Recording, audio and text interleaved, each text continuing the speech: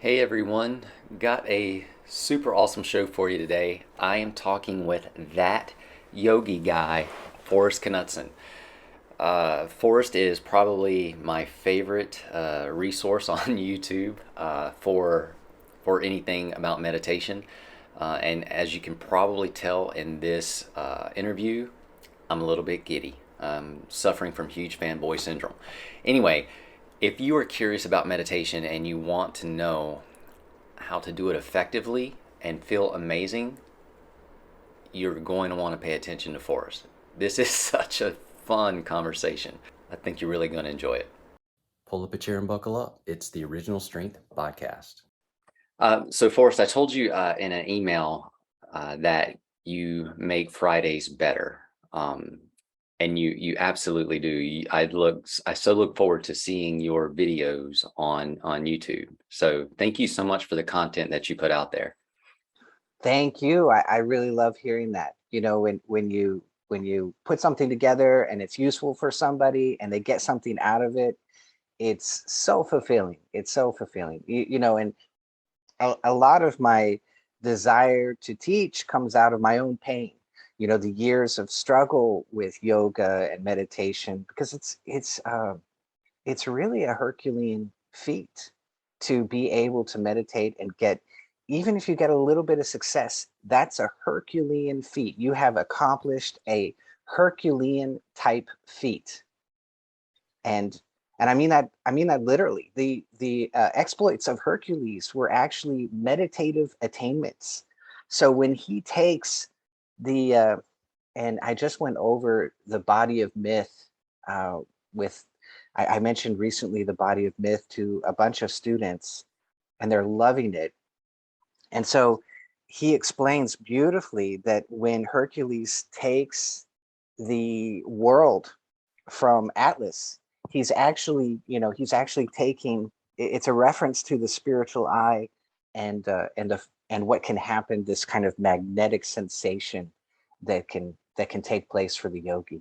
So literally, when you get any kind of success in meditation, you have accomplished a Herculean type feat. Wow. You brought up your search or your path. Do you mind sharing your story, like how you got started? I think you got started Sure. pretty young. Yeah, I did. Yeah. So I grew up with these stories from my mom. She was meditating. What does your cup say? I want to read it. Can I read your cup? Sure. Fearfully and wonderfully made. Oh, I love it. So while I was in my mother's womb, she was doing meditation, and she would have this vision, and then she would also have it as a dream. And she would see this monk. He had a shaven head, and he also had body armor. So he had Chinese style body armor. So like a Buddhist monk with body armor was climbing these steps, and every time she saw him, he was higher up on the steps, and at the top was this light. And he got closer and closer and closer. He made it into the light, and at that point, I was born. And so I grew up with that in my mind. And then she was also reading in my childhood, she was reading the exploits of Labsang Rampa, and they were had crazy stories about drilling holes in his forehead to see the spiritual eye. And you don't need to do don't that's don't do that. That's not good. Don't need to do that at all. Um, I teach how to see the spiritual eye on my channel. So if that's something people are interested, just go see my channel and even ask me, like, can you do more videos on that? I'll make more. You don't need to drill into your forehead or anything crazy. But anyway, I loved the stories, and it was always this other world in the background of my mind. And then in high school, I had a lot of personal questions, kind of a crisis moment, and I reached into this reserve and started meditating. And I had some little successes, and then I read the auto. I really had this feeling that there was a solid technique, and I kept reading all of these books about imagine a flower. A flower is, blooming. And that was the whole meditation. The whole chapter on meditation was just imagine a flower. And it just wasn't fitting the bill for what I was looking for. And then finally, I read Autobiography of a Yogi, and they were talking about Kriya Yoga. And it was scientific and it was practical, and you did it every day. And I'm like, this is what I'm looking for. This makes so much sense to me. And I think that's, there's so many variations of meditation which are available to people today. But this was really a big deal to me. So I took the lessons. I went to Los Angeles. I met the monks and the nuns. I became a monk for 5.5 years. I was there another extra 2 years. So altogether, it was like 7 years of my life. And it was really great. I learned quite a bit. And then there was a lot that was unfulfilled. And I really didn't fit in because they kept calling me the rebel monk. In fact, after I left, I found out they were still telling stories about me as the rebel monk, which I didn't feel that rebellious, but it was, I didn't quite fit, into the mold, into the box. And so I left, and later on, I wrote my book, Hacking the Universe. And then I started training with Ashok Singh, who had preserved the Panchanan Bhattacharya lineage from Lahiri Mashaya. So another lineage of Kriya Yoga. So same Kriya Yoga, but slightly different lineage. And I just loved it. It was fantastic. And it all started fitting together. I was researching a lot of things like heart rate variability resonance. I went and I spoke with a professor who was doing some wonderful, wonderful work with heart rate variability resonance. So it just a multitude of things just started fitting together. And when I got to the brain, so getting to the body, and some yogis, they really don't like this, right? Because they want to keep it very energetic and they want to keep it very spiritual. But I like grounding it in the body, because as soon as you do that, you get very practical results, and you can gauge how well you're doing. So it's no longer, I used to think, because I studied a lot of martial arts, and I even studied a family samurai martial art with Don on Jay, and I absolutely loved it. And I always thought it was so interesting that you could kind of, you could BS your way with spirituality. You could say that something had happened that you weren't really quite that clear on at all. But with martial arts, you can't. You can either do it or you can't. It's a very, there's a litmus test there.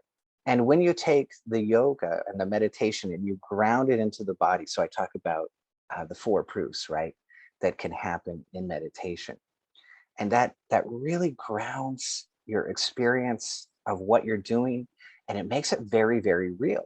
And so the students who follow this plan, they get really tremendous results very, very quickly. They're like, why is this working? Well, it's grounded. And it's the body itself becomes the biofeedback device. So that's kind of my journey a little bit. Wow. So as my cup could suggest, I grew up Southern Baptist. Beautiful. So I didn't know, well, yoga was never mentioned. And meditation was kind of something that, that was something that we didn't do.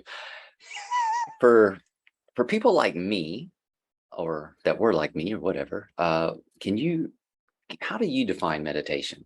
What is meditation? So meditation, I'll make it super, super simple and super clear. Meditation is really three things. It is the dorsal vagal complex. So you are awakening that. And you use this every single night. When you sleep, you enter into the freeze response, and your body slows down, puts your body into the low idle state. And so your breath becomes very, very tranquil. You probably looked over at your partner or somebody you were sleeping next to. Maybe you had a sleepover once upon a time, and you looked over at the kid next to you and you watched their breath, and it seemed like they're barely breathing. Like, are they breathing? I can't tell. That is the tranquil breath. And we're trying to get into that in meditation. And we're getting into the freeze response. The freeze response comes over the body in the night so that you can have a dream and you don't punch out and kick out and roll out of the bed and fall on your face every night. That would At be, least you're not supposed to. that's usually right, unless it's a very, very active dream. And then sometimes we kind of sneak out of the freeze response. But that is supposed to keep us safe while we're in the sleep, in the dream. And so the yogi experiences this as well. It's absolutely delightful when you feel it come over you. It's these cool waves. And there's multiple ways that you can experience the freeze response. But the deepest one is that these cool waves wash through the body over and over again. It's blissful. And you end up losing the sense of your body. And that's all because of the freeze response. So that's the dorsal vagal complex. That's number one. Number two is the left amygdala. And this is how we're able to feel bliss, how we're able to feel joy, how we're able to feel inspired, and how we're able to feel pure love. So there's all kinds of love, but the unconditional, absolutely accepting love, that is from the left amygdala. And it is projected down into the heart. That's how we feel it in the heart. But it comes from the left amygdala. And the last thing is the right hippocampus. And this is how we do spatial perception. So they did a study on New York taxi cab drivers, and they found that through all of that spatial computation that the taxi driver had to do over and over again, and this was a number of years ago when they did the study, so there wasn't as much GPS going on at that time. But even with GPS, if you're driving a taxi and you're thinking about, well, I could go this way and I could go this way, that's all spatial computation. And they found that the right hippocampus was enlarged in all of these taxi drivers. So as a meditator, every time you touch on silence, and every time you touch on expansion and spaciousness, or any time you were to pray and you pray to the infinite God, you are touching on the right hippocampus. You're using that part of your brain, and it's kind of a window into the divine. So the bliss is a window into the blissful nature of the divine, and the right hippocampus is a window into the expansiveness of the divine. And the dorsal vagal is all about be still and know. So that's the be still part, right? So we're actually following perfectly as it is written, be still and know. And the knowingness comes from the right hippocampus. The be still comes from the dorsal vagal. So you hear all these yogis talking about the spine, talking about the chakras. They're talking about be still. Every time they're talking about that, they're talking about be still. Or they're talking a little bit about the heart and the throat and bliss, right? But the knowing comes from the right hippocampus. So that's the last part of the riddle, right? Be still and know.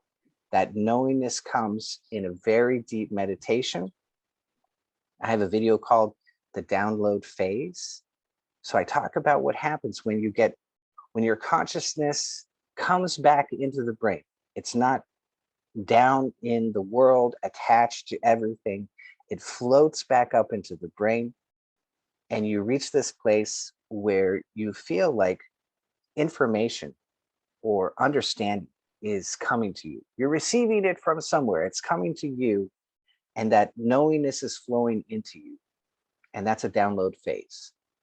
So in a nutshell, those three things are all of meditation. I don't care what anybody is talking about in meditation. They all fit in those three categories. And that is just one of the reasons why I love your videos so much, because you have a great way of taking, like, you can kind of hold aside the mystery and really make it more concrete, but you still beautifully combine, connect the spirituality with the science. Like I don't know, you do such a good job at that. Oh, thank you. Yeah, you can't ignore, as a yogi, you can't ignore either side, or as a practitioner.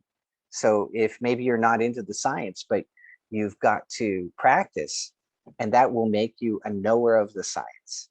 Or maybe you're not, some people are like, I'm just into the yoga, I'm not so much into the spiritual side. Well, as you practice, the spiritual side is going to come up, it's going to manifest. So you can't avoid it. So something's going to happen, and the paradigm that you hold is going to be pushed on. It's going to say, something's going to come along and say, oh, this doesn't quite fit in your paradigm. What are you going to do with this? Right. It's like Ashok told me that once you see the spiritual light, that the desire for things in the world can dramatically reduce. And I'd already been seeing the spiritual light, spiritual eye for years. And this is referenced in the Bible. If thine eye be single, thy whole body shall be full of light. All right. So we're still talking the same crowd. And so he was telling me, I'd been seeing it for years, and I thought, well, I'm not noticing a dramatic reduction in desire, but that's great. I love, but imagine if you're going along and you think the world is one way, and then this light comes into your meditation. It's going to disrupt what you believe is real, and that's a spiritual process. So both sides will come in as you practice over and over. So speaking of meditation, wait, do you mind if I ask how old you are? I have a hard time with this. I think I'm 40. When I was very young, I kept asking my mother, how old are you? Because I kept forgetting. Then I'd come back and I'd ask her. And I think I asked her one too many times. And she goes, you never ask a woman her age. I'm like, whoa, okay, mom. And I just dropped the whole notion of age at that point. And so I was on the phone with my bank one time, and they go, I'm 43. So I was on the phone with my bank one time, and they go, so how old are you? And I'm like, and they're like, we don't think you are who you say you are, because I couldn't give them my age really fast. So I have a mental block, No, and that's I'm cool. okay with the block, so I just leave it there. So No, I think that's great. Like, to go through life really not knowing how old you are doesn't imprison you to knowing how old you are. that's right. That's right. So we're roughly, well, I'm a little bit older than you. So, and my point to that question is though that when, in my understanding or everything I had read prior to meeting you, and your information was that, well, I mean, if you're only 43, how the heck are you a meditation expert? Right. Well, so I did tell you my story, but I was actually in high school, and I was traveling to LA to become a monastic while I was a high school student. And the monks took one, Brother Satyananda was very sweet and very kind, but he took one look at me, and I had written on the note, they said, what do you want to talk about? You have to write it down, right? So I gave them the note. It said monastic vocation, right? And so that slid across the table to him, and he looked at the paper and he looked at me, and you're just a kid, right? And he's like, you want to become a monk? What the hell do you want to? And he really said that. What the hell do you want to do that for? And I was like, oh, I know what you're doing. You're trying to freak me out, scare me off, right? I'm like, well, I just, I want to meditate. I want to find God. And he calmed down. He was very nice from that point. But I was super young. I I was super naive, didn't know anything. And in another in another I finished high school half a year early just so I could join the ashram. Wow. And yeah, and then like in 3 years after that conversation, I was a monk. And so I think I was 19 or 20 when I became a monk. And there was another monk, that from Brazil, who had beaten me. He joined the ashram at 15. but I think I was the second youngest to join the ashram. And so I started very young, and and it was I got a lot of answers, which I wrote a few of them in Hacking the Universe. So I had a number of answers, but then when I started studying with Ashok, and it didn't all come from Ashok. Now he would give me the key, and then I had to figure out what the key meant. So for example, he explained that the Kriya breath is a very long breath. So the Kriya technique of meditation is a very long breath. Well, that translates into heart rate variability resonance. If you lower the amount of breaths that you're breathing per minute under 7 breaths per minute, that's the beginning of heart rate variability resonance. If you can lower your breath under that, so you're taking these very long breaths, that will begin to awaken the parasympathetic system. And so it's Dr. Geverts is the professor that is so amazing with heart rate variability resonance. He's been at the forefront with the other doctors. And so I watched him, and he went with his students. He would go into meditation circles. So they would go into a yoga class, and they would watch people in Savasana, and they would go into Buddhist meditation classes, and they would watch the people and count their breaths per minute. And without fail, the ones that had been doing the yoga or doing the meditation, the Buddhist meditation for 20 years or more, they all automatically went into a breath that was under 7 breaths per minute.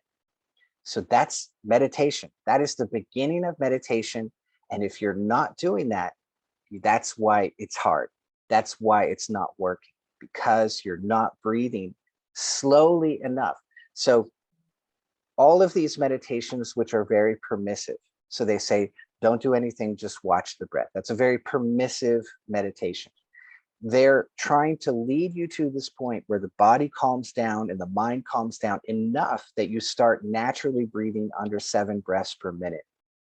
But the way I teach it, I say, no, we're going to kickstart this, and we're going to skip that first 20 years, because all the students that were under 20 years were breathing very rapidly. So they're only getting a minuscule amount of the benefit compared to the seasoned meditators who intuitively understand that the body must go into a slow state, and they slow themselves down. They automatically go into heart rate variability resonance. So I say we're going to start there. We're going to skip that 20-year period. And that's why everybody has such great success.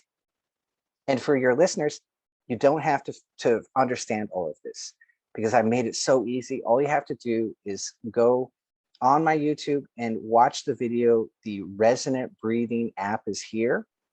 And that will, underneath that, there are 2 links, one for Android, one for iPhone. Download the app, plug yourself into it. You don't have to understand anything.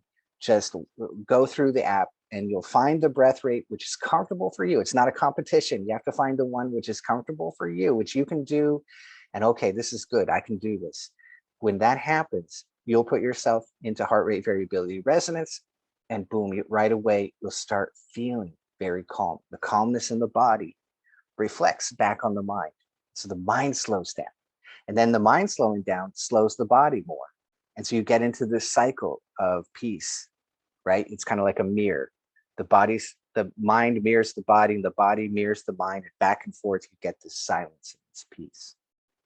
And that's why I was asking you, because you kind of bypass 50 to 60 years of frustrating practice, because like you're not gray, you're not 90. Yeah. Well, so I was in the ashram, and I started experimenting. I found this lesson by Dear Ananda, and it was on levels of meditation reflected in breath states. And he was describing how the air, as it passes through your nose, will shift as you meditate. I thought, well, that's just wild. Wow, I've never heard that. What is this? This is crazy. This is magic stuff. And I'm like, I have to figure this out. And so I sat down and I would feel inside of my nose every meditation. I'd even clean it out with a little bit of water. It makes it more sensitive.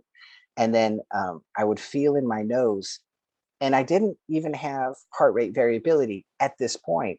And I was feeling inside of my nose, and it became a biofeedback device.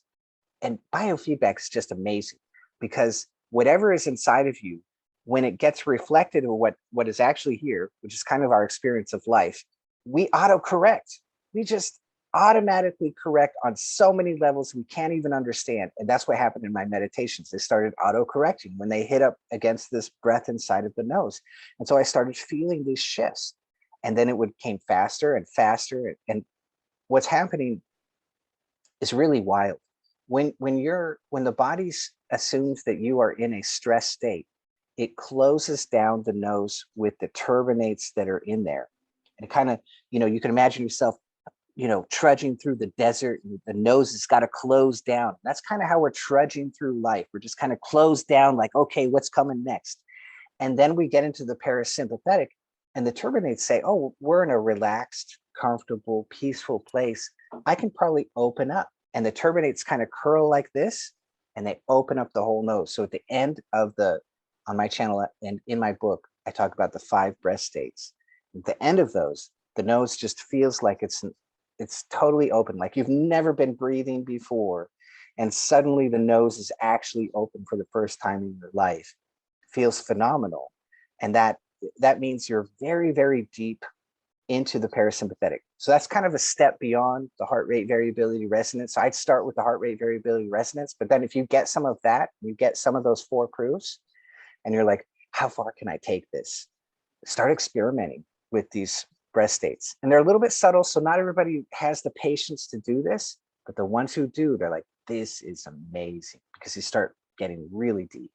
Well, So that's just your the resonant breathing app alone is awesome. And like, so the big buzz in the health and fitness world, one of the big buzzes is heart rate variability, because that's right. it's an indicator of health. But Yes, really, the gateway there is your breath. that's So right. like, and everything about us is really built on how we breathe. Um, Right. and you actually had a wonderful video about the historical rate of breath, like throughout the last, I don't know, in the last 100 years, of how Yeah. fast we used to breathe versus how fast we breathe today. And Right. that was a very, very sobering, like those stats that you brought up in that were sobering. So in today's world, do we breathe too fast? Do we breathe too much? Yeah, I think, well, if you look at the amount of information that is flooding through us, and I remember there was this great video a number of years ago where they were showing the amount of information that we get in a New York Times newspaper is almost the equivalent of another, a few generations back. That's the equivalent of everything they would read in their lifetime. And it's way beyond that now, because we have Facebook, we have Twitter, and you can't even consume all of the information. You have to pick and choose what kinds of information you're going to consume. And everybody, nobody wants to answer a phone call anymore, because it's just continual overload. And if that amount of information ratchets up your breath, 1 breath per minute, it's huge. Just 1 extra breath per minute, and then you get a little stressed out, something happens in your life, that's 2 breaths per minute. And then your toddler comes in and crashes down, something breaks, that's 3 or 4 breaths or 5 breaths per minute extra than what you were breathing before. And then every time you stay ratcheted up, and we don't clear out and let go, like spend a week in the mountains, which would be, I'm sure everybody can't do that, but would love to do that. Wouldn't that be great? Just I'm out of here for a month and I'm not coming back, and I'm not answering my phone. Wouldn't that be great? But we don't. And so we don't get to kind of flush everything out. And so lowering the breath rate automatically puts you in that state. And as you do the heart rate variability over and over again, you'll eventually notice that your body and the subconscious start to figure out what you're doing. and you start walking around and you're like, oh, I'm in heart rate variability resonance while I'm walking around. And that's really magical in terms of longevity. And they're so right. That's just going to increase your lifespan exponentially. Now, there's other factors, of course, what you're eating, what's going on in your life, and everything. But just being able to lower your heart rate continuously through this kind of practice is magical. Yes. And again, if you're listening, do yourself a favor and get the Resonant Breathing app. It's free. It's totally free. Yeah, and I give it to some of my clients that are dealing with stress. And I'll just tell them, hey, play with this, find your rhythm, find what's comfortable. And I had one, he's written me back and he's like, I don't, my blood pressure is completely normal and good now. And that was Wow. that was the change, was him breathing, sitting down, breathing with the Resonant Breathing app. Beautiful. Beautiful. So amazing. I just love it. That's so fantastic. So can I ask you well, I don't know if you can answer this, but I think it would just be neat if you could. Yeah. What does bliss feel like? Oh yeah. Okay. So I have a meditation that I talk about. It's called Acute Baby Meditation. And it's such a wonderful window into bliss. And so this actually comes from it's a Buddhist meditation, and that's where it comes from. And so I have to give them credit because it's so easy and so amazing. And I'm sure they were using cats or maybe a cute baby in the village, but um, it's so easy nowadays. You've got your phone and you just put a cute baby in your phone, or you want to find a picture which you look at it and you just go, oh, and you want it to hit you right away. You see the picture, you just go, oh my God, it's so cute. It's killing me. That's the feeling that you want. And then to practice the meditation, maybe you're at work or maybe you're at home and you've got 5 minutes and you just look at the picture and you go, oh, and you just hold that feeling in your heart as long as you can. And you're actually creating a direct connection to your left amygdala, and you're actually strengthening. So every time you do it and you hold the feeling, and let's say you do that 5 times in a row. So you look at the picture, you feel the feeling, you hold it as long as you can. Then you look at the picture, you feel the feeling, you hold it as long as you can. Let's say you do that 3 or 5 times in a row as your time permits. You're actually lifting weights for your left amygdala, and the center of joy and bliss in your brain is actually getting bigger. It's actually it's actually growing. Just like the taxi cab drivers that were doing constant spatial computation, their right hippocampus actually grew. It was huge. It actually weighed more. The right brain actually weighed extra than normal people because of that. And so your left amygdala will actually grow because of this. And that means your capacity for joy and bliss and real unconditional love is actually growing in your brain. And so that's a great window into bliss. In the beginning, when you're meditating, you're working with the the heart rate variability resonance. You might feel I talk about this proof. You're putting extra pressure on the dorsal vagal because of this long breathing. So the diaphragm lifts and it compresses the cavity, the chest, and that's putting extra pressure on the dorsal vagal. And so you might feel along the spine like a little ecstatic kind of tickle. And that's actually bliss. You're actually getting just a little tickle. And so you feel that and you're like, oh, it's nice. And then you feel that and oh, it's nice. And you feel that, oh, it's nice. And you do that for a year, or let's say you do that for a month, and then suddenly you'll feel this wave of that kind of ecstatic feeling, right? That kind of tickly, excited, joyful, ecstatic feeling. You'll feel a wave of that. And like, oh, that's bliss. And then you get it, right? And it was through the dorsal vagal connecting into eventually the left amygdala. So that's a little bit of what bliss is like. I think that's, I describe on my training that's on my website. It's called the Big Bliss Training.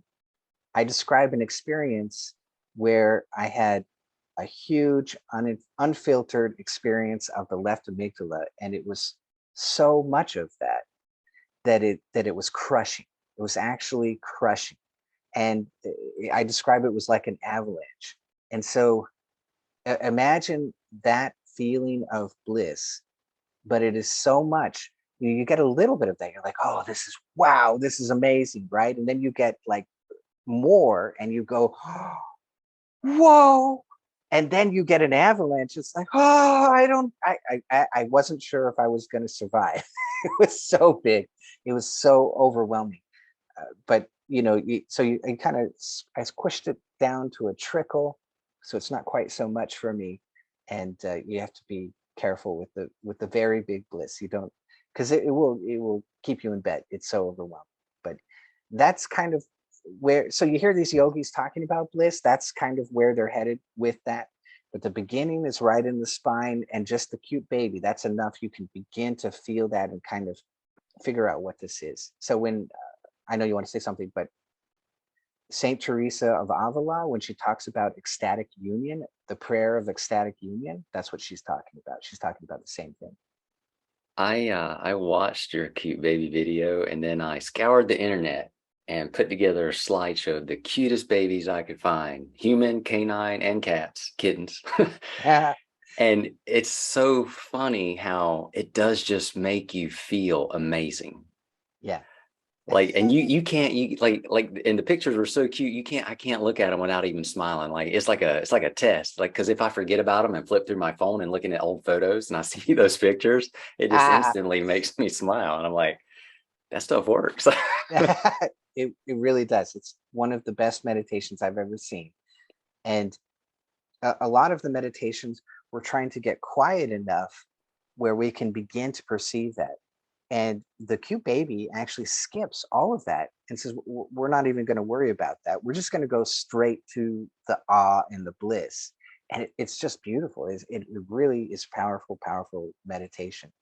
And so, if you're in meditation and you hear about bhakti yoga, they're doing that. They're doing the same process, and they take a form of the divine and they look at the divine, they pray to that divine. They're trying to create that same connection to the left amygdala and the bliss that comes from that. So that's that, from the heart to the form of the divine. They're trying to create the same thing.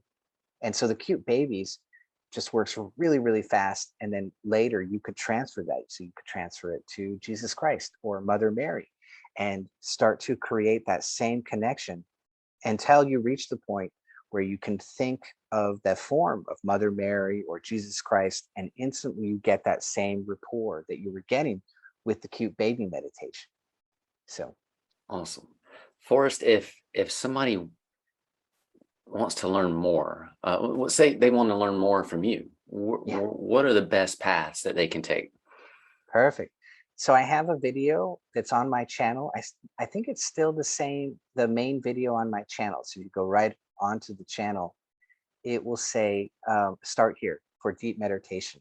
And that's a little progression into through some of the YouTube videos. So we start with heart rate variability resonance. We do some Hakala meditation, maybe some cute baby meditation. So those are three primary meditations that I have on my channel.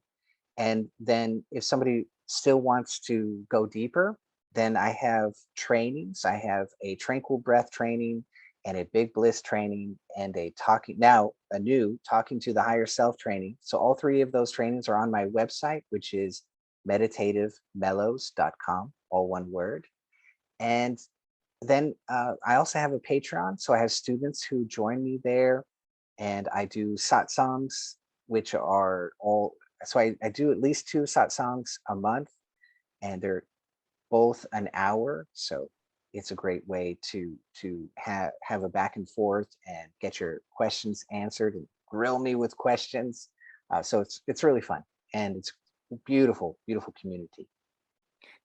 Awesome. I will put those in the notes of the show for everyone to tap into. Awesome. And last question, I think maybe, do you like peanut butter? Oh, I love peanut butter. I knew we were buddies. I knew it, right? I knew it. Crunchy And or jelly. creamy? I like both.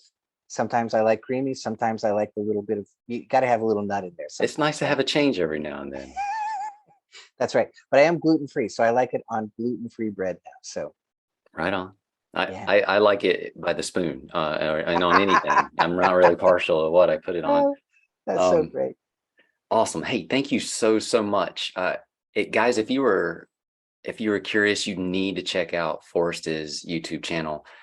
Uh, if you will not find anyone else that is more joyful, and that is sharing information just for the pure joy of sharing. That is why I love your channel so much, because the amount of joy that you exude is contagious, and it doesn't matter what you're talking about half the time. To me, like, I get just sucked in by how happy you are, and because it's so genuine.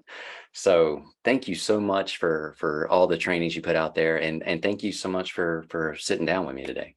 Oh, thank you so much for having me. You were a joy. Anytime you want to do this again, you let me know. All right. Yes, sir.